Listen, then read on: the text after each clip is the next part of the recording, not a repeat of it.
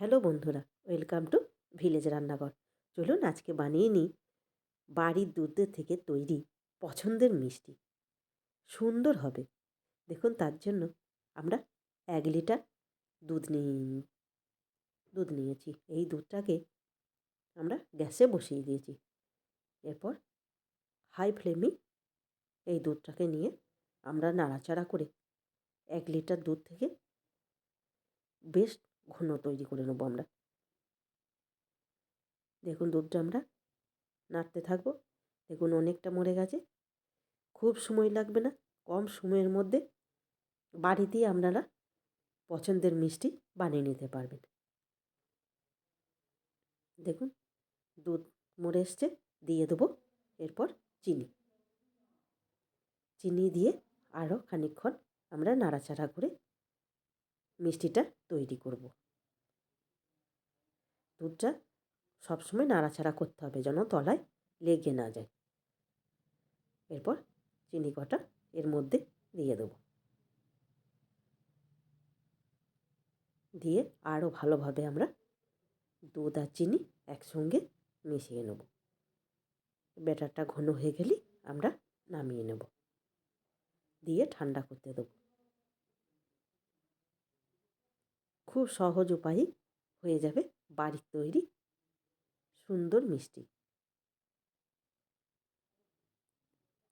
দেখুন এটা হয়েই এসছে, আমাদের অনেকটা ঘন এসছে।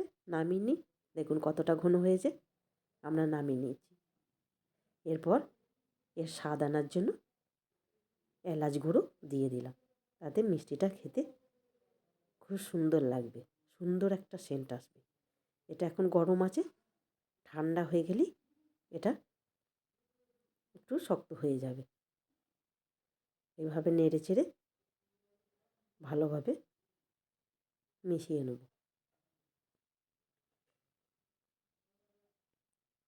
দেখুন ঠান্ডা হয়ে গেছে, কতটা শক্ত হয়ে গেছে। দেখুন কত সুন্দর, এর টেস্ট খুব সুন্দর হবে। দেখুন আমরা যে কোনো আকারের আপনি মিষ্টি তৈরি করতে পারেন। তাই এখানে একটা আমাদের এরকমই পাত্র ছিল, তাই এটাই নিয়েছি। তার মধ্যে একটা চেরি কেটে দিয়েছি। একটা চেরি কটাই টুকরো করে নিয়েছি। বাড়িতে থাকা জিনিস দিয়ে তৈরি করে নেব অসাধারণ একটা মিষ্টি। দেখুন এইভাবে এরকম একটা করে চেরি দেবো, আর এটাকে চেপে চেপে এরকম করে ছাপ দিয়ে দেবো, যাতে দেখতে খুব সুন্দর লাগে।